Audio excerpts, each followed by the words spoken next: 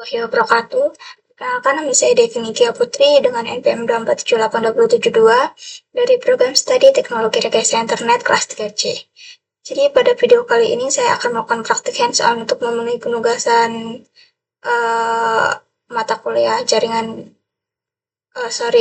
pemrograman jaringan 2, tepatnya di modul 11, yaitu Basic of Ansible. Di lab session 11 ini kita memiliki beberapa tujuan atau apa yang ada di lab session 11 itu. Yang pertama itu menjelaskan konsep dasar Ansible, lalu membedakan Ansible dari script Python untuk network automation, lalu mengidentifikasi komponen utama dalam arsitektur Ansible, membaca dan memahami struktur dasar playbook Ansible. Di sini juga ada penjelasannya apa sih Ansible itu. Jadi Ansible itu adalah orchestration tool atau automation engine yang digunakan untuk konfigurasi perangkat jaringan, melakukan provisioning, lalu melakukan orkestrasi workflow, dan juga melakukan audit dan compliance. Untuk karakteristik dari Ansible sendiri itu ada agentless, lalu berjalan di atas Python, bersifat deklaratif, mendukung otomatisasi dengan berbagai modul, dan untuk environment dengan skala yang besar. Di sini ada perbedaan Ansible dan juga Python script. Komponen utama Ansible mungkin bisa langsung kita skip.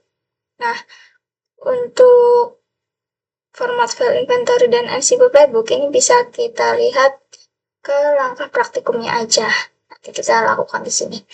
Jadi untuk langkah praktikumnya, yang pertama itu install Ansible. Sebelumnya kita siapkan terlebih dahulu topologi kita. Di sini sudah ada topologi saya yang sudah saya buat di praktikum sebelumnya. Kita buka Dockernya. Di sini juga sudah running semua ya, sudah warna hijau. Kita buka Dockernya. Tadi kan install Ansible. Jadi sebelum install kita bisa update terlebih dahulu server Docker kita ini, karena supaya update daftar repository di sistem ini bisa diperbarui gitu loh. Repository yang ada di sistem ini bisa di update, apalagi saat install software ya. Sistem itu kan punya data yang terbaru. Jadi ini langkah dasar sebelum install paket baru gitu. Mungkin kita bisa bagi layer dengan Notepad, karena di sini saya sudah mencatat semua perintah-perintah yang diperlukan. Kita bisa lihat di sini. Jadi yang pertama kita update terlebih dahulu dengan perintah apt update. Bentar, kita tunggu. Nah, sudah selesai. Lalu di sini kita menambahkan IP ADDR. Ini pengaturan IP address ya pada interface Docker. Ini lebih tepatnya di Ethernet 2, supaya Docker ini bisa komunikasi dengan router dan juga switch. IP ini jadi alamat controller Ansible-nya gitu. Nah, setelah itu kita coba ping ke semua IP device. Pertama router 192.168.1. Nah, sudah terkoneksi ya. Coba sekarang ke switch 1. Sudah terkoneksi juga. Switch 2. Sudah. Switch 3. Switch 4. Lalu switch 5. Dan yang terakhir switch 6. Sudah terkoneksi semua. Sekarang kita coba masuk ke SSH-nya. Yang pertama kita coba masuk ke SSH router dengan SSH, username-nya saya admin, IP-nya 192.168.1.1. Nah, kita masukkan passwordnya di sini admin 123. Nah, sudah berhasil ya, sudah masuk ke router, kita exit. Sekarang kita coba ke switch. Ini switch 1, admin 1, 2, 3. Nah, sudah juga. Sekarang switch 2, admin 1, 2, 3. Sudah. Lalu switch 3, admin 1, 2, 3. Exit. Sekarang switch 4.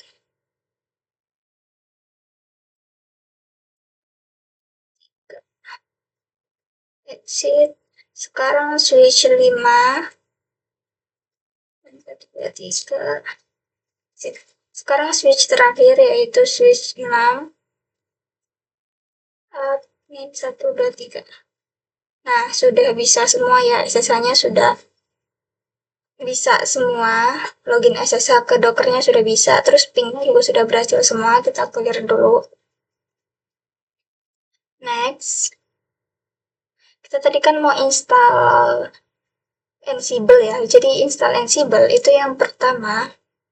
Yang pertama kita apt get install SSH pas. Di sini kita salin.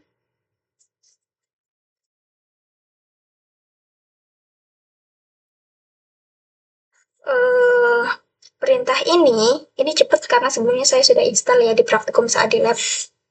Sebenarnya install SSH pas ini itu sebagai alat buat kirim password SSH otomatis. Jadi waktu login ke router maupun switch itu nggak perlu ketik password secara manual gitu. Terus sekarang kita install Ansible Core. Nih, pip 3 install Ansible Core Ansible.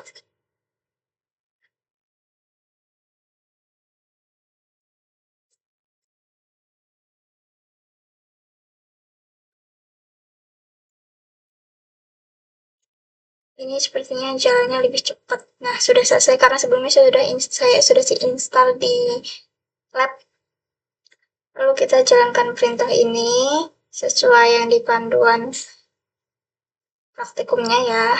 Ini Ansible Galaxy.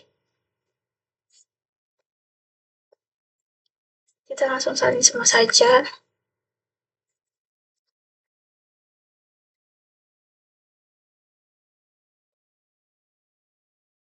Oh, mungkin satu-satu jadi gini.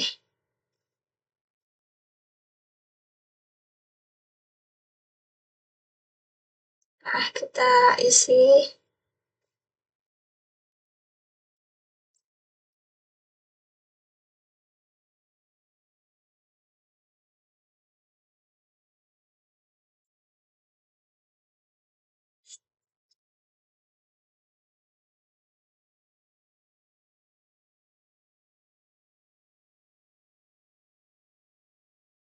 Tapi yang ini belum.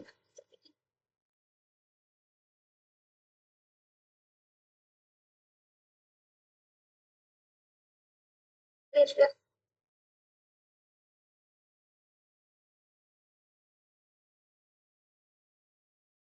kita ulang.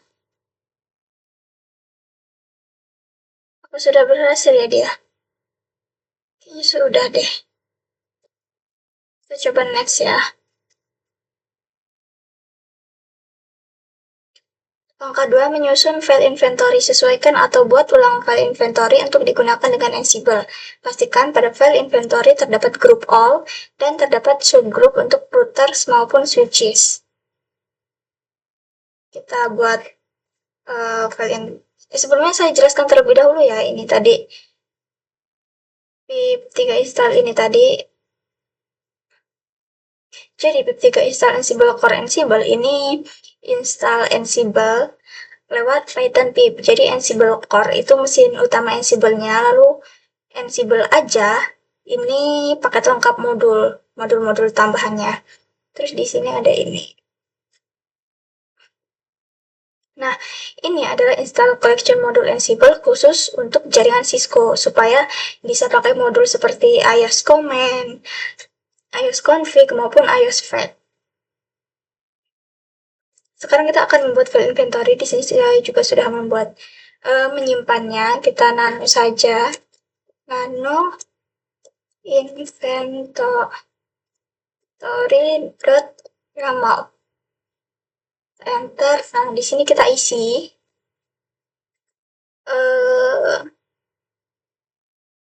Jadi, di bagian script ini, itu berisi daftar perangkat ya, daftar perangkat yang mau dikelola oleh Ansible.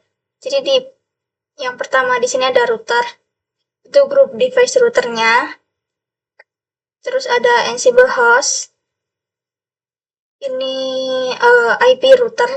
Terus ada Ansible connection, ini untuk akses via SSH CLI.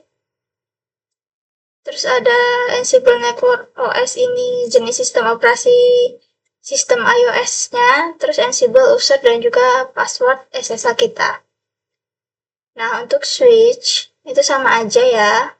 Ansible host berisi IP, lalu Ansible Network ini berisi jenis sistem operasi kita, terus Ansible Connection ini akses via SSH, terus juga Ansible user dan juga password ini user dan juga password SSH kita. Semuanya sama dari switch 1 sampai switch 6. Jadi kita langsung salin aja.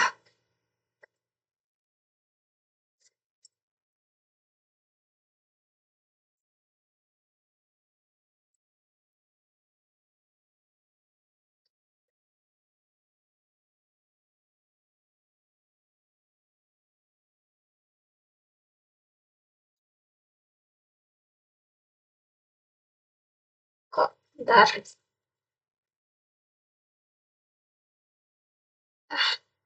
Oh, tadi numpuk ya. Jadi nggak bisa dibaca. Kita cek. Sudah benar semua. Ctrl O, enter, Ctrl X. Kita clear. Terus sekarang kita tes koneksi ke semua perangkatnya.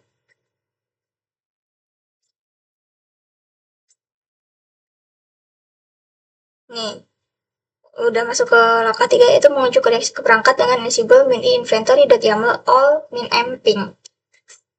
Di sini karena kita akan tes koneksi ke semua perangkatnya. Jadi perintah ini itu buat tes koneksi ya, uji koneksi SSH ke semua device yang ada di inventory. Apabila sukses, output yang muncul nanti akan sukses PONG. Apabila gagal, dia akan unreachable, berarti SSH itu belum nyala atau kredensialnya salah. Sekarang coba center. Sabar. Ini membutuhkan beberapa waktu ya, kita tunggu saja.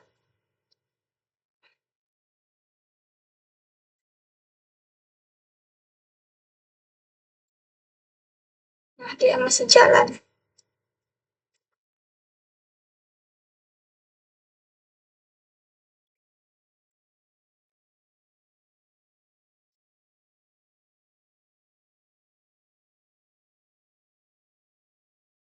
Mana outputnya?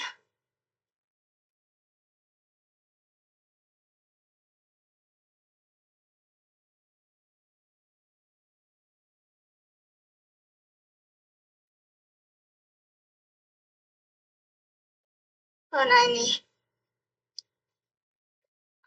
Di sini dia emang nggak urut ya, jadi dia akan jalannya sendiri-sendiri. Mana yang sudah selesai duluan dia akan muncul. Ini switch 1, ke router 1 dulu, change-nya false, ping-nya sudah pong. Switch 1 change-nya juga false, ping-nya pong. Switch 2 ini sudah berhasil, switch 3 ini, switch 4 ini, ping pong semua ya. Switch 5 ini, dan yang terakhir switch 6 itu ini.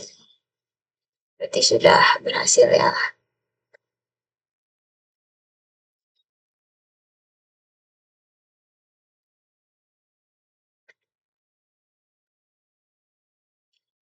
Nah, kita next.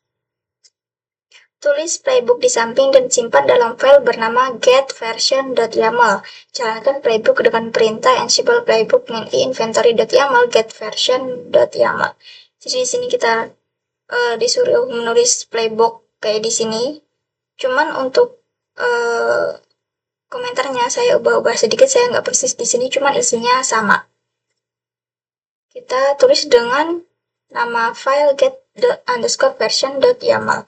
Jadi di sini kita langsung nano saja. Kita clear supaya lebih bersih. Kita nano. Oke. Version dot yaml. Nah, di sini sudah masuk ke file playbooknya. Ini saya sudah menyimpannya di sini. Sebelumnya, di sini ada host ya. Host all itu berarti playbook itu dijalankan ke semua router maupun switch. Jadi ke semua device, lalu getter fact sama dengan no itu matikan fakta Linux default karena ini kan kita menggunakan perangkat Cisco bukan Linux. Terus iOS command itu menjalankan perintah CLI ke device. Terus ada command show version ini meminta informasi versi iOS. Terus register itu output itu menyimpan data output ke variabel. Terus ada debug itu menampilkan hasil ke layar.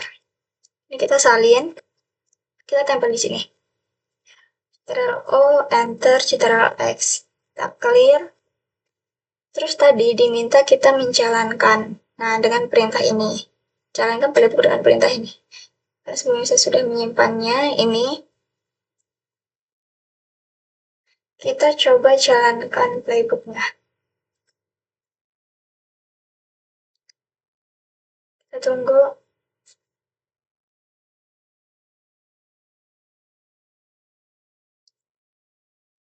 Hmm,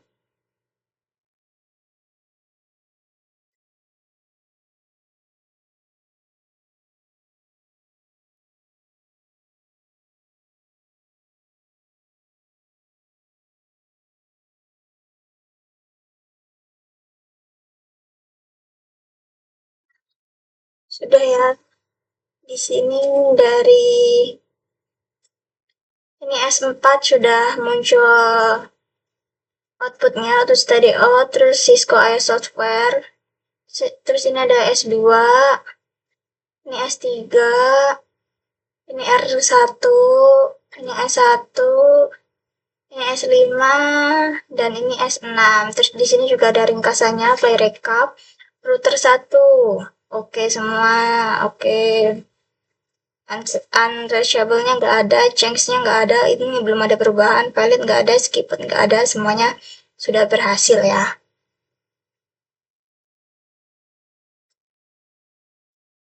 Next, ke langkah 4, pada playbook getVersion.yaml, tambahkan teks untuk menampilkan getFact, yaitu informasi interface, hostname, uptime, versi iOS, dan lain sebagainya dari setiap perangkat. Simpan fact dari setiap perangkat pada file JSON dengan keluaran fact underscore s1.json, fact underscore s2.json, dan lain sebagainya. Ini langkah terakhir ya. Jadi di sini kita akan menambahkan task pada playbook getVersion.yaml. Ini kita clear. Terus sekarang kita masuk ke getVersion lagi. Nano getVersion. Di sini nih paling bawah kita tambahkan. Saya sudah menyimpannya di sini. Kita tempel. Ini Ctrl O, Enter, Ctrl X, kita clear. Nah, sebenarnya di sini iOS Fact itu berguna untuk mengambil info lengkap setiap device-nya, setiap perangkatnya seperti kayak hostname, version, serial, interface, dan sebagainya. Terus copy ini menyimpan informasi tersebut menjadi file JSON. Lalu ada fact inventory underscore hostname.json, ini nama file yang otomatis sesuai dengan nama perangkatnya gitu. Sekarang kita untuk mengeceknya, kita jalankan perintah ini. Perintah yang sama ya. Kita coba jalankan lagi. Tunggu.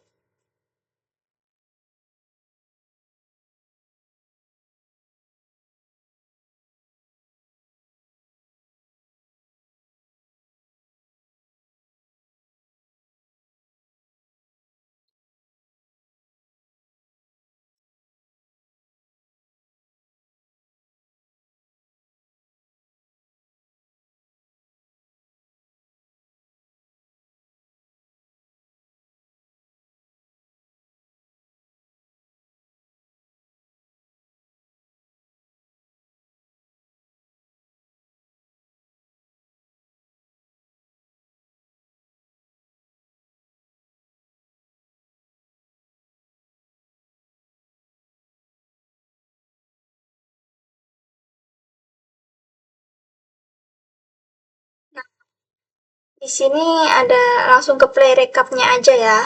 Di sini dari router 1 sampai dengan switch 6 ini ada yang berwarna kuning yaitu bagian chain 1.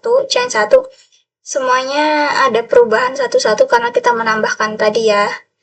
Ini harusnya ada keluaran dengan nama fake underscore nama perangkatnya .json di sini.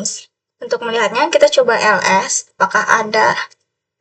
Nah, sudah ada nih. Jadi dari fake router 1.json sudah ada, fake S1.json sudah ada, fake S2.json sudah ada, terus S3 sampai dengan S6 ini juga sudah ada semua. Jadi sudah berhasil ya menyimpan nama perangkatnya kayak ini. Jadi sudah selesai praktikumnya, tapi di sini ada beberapa pertanyaan. Karena sebelumnya saya sudah menyiapkan dan saya up di GitHub, kita buka langsung saja laporan praktikum saya. Web session 11. Oh, sebelumnya saya beri kesimpulan terlebih dahulu ya. Sebenarnya praktikum saya tadi ngapain aja dan apa aja yang udah berhasil. Yang pertama, di sini saya tadi install dan juga setting Ansible controller. Lalu dia menghubungkan controller dengan router dan juga switch menggunakan SSH ya, via SSH. Terus juga menjalankan playbook untuk mengambil versi iOS-nya. Terus mengambil dan juga menyimpan data lengkap perangkat ke file JSON. Itu sudah selesai praktikumnya. Kita bacakan pertanyaannya. Jadi yang pertama, bagaimana cara Ansible terhubung ke perangkat jaringan? Jadi Ansible terhubung ke perangkat jaringan itu melalui protokol SSH, yaitu menggunakan username dan juga password ataupun key-based automation. Karena Ansible itu bersifat agentless, jadi tidak perlu menginstal software apapun pada perangkat yang dikontrol. Cukup memastikan perangkat dapat menerima koneksi SSH dan kredensialnya benar. Lalu apa perbedaan menjalankan Ansible min amping dengan Ansible playbook? Perintah Ansible min amping itu digunakan untuk mengetes koneksinya antara Ansible controller dan juga perangkatnya, yaitu memastikan SSH-nya berfungsi atau tidak. Sementara untuk Ansible playbook itu digunakan untuk menjalankan rangkaian task otomatis yang tersusun dalam file YAML-nya. Ping hanya memeriksa koneksi, sedangkan playbook itu menjalankan konfigurasi atau pengambilan data secara lengkapnya. Terus mengapa kita menetapkan Ansible Network iOS sama dengan iOS pada inventory? Karena setiap device itu membutuhkan jenis sistem operasi, agar Ansible itu menggunakan modul dan metode interaksi yang tepat. Dengan menetapkan iOS, Ansible tahu harus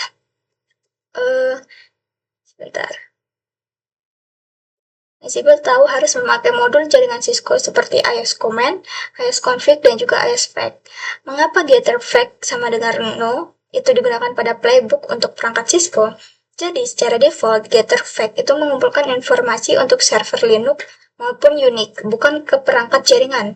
Karena perangkat Cisco itu tidak menggunakan mekanisme fact bawaan Linux.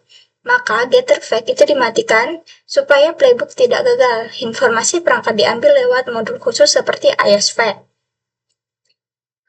Jika inventory salah identasi, apa yang terjadi?